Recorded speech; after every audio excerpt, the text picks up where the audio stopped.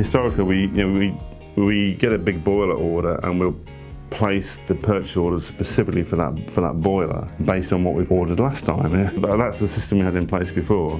Now allows us to do is place orders for stock effectively for multiple boilers and then draw off from stock through the stock reservation. So it gives us that ability to buy better across multiple contracts. I see the margin improvement coming through already within a few months. I can see that coming through, plus the stock control as well.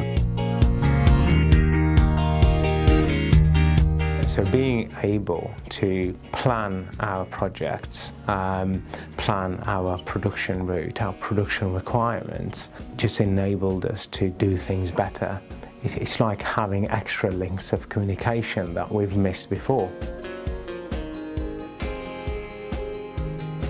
So it's that timeliness of profitability and margin information that's very positive for us with Flowlens.